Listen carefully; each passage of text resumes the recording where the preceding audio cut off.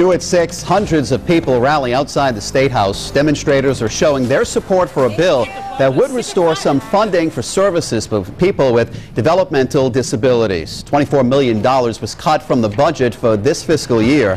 Eyewitness News reporter Susan Campbell is there now live outside the State House in Providence.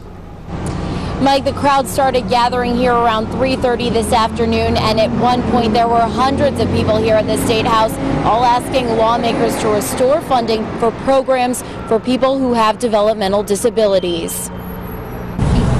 David Ferranti has been a client of Gateways to Change since 2003, but because of recent state funding cuts to programs for people with developmental disabilities, David is in jeopardy of losing the services he relies on every day. I would have a lot of problems if we don't have the money.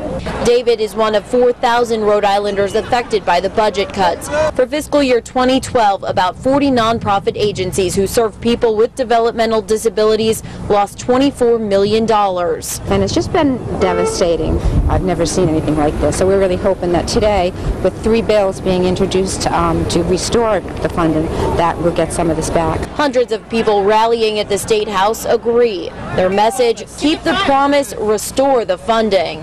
We really need to keep that funding going, keep that stream of funding, because it's going to hamper so many people if the cuts continue.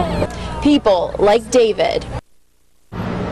The House Finance Committee is scheduled to discuss the funding issue this evening. Live in Providence with the Providence Mobile Newsroom, Susan Campbell, Eyewitness News.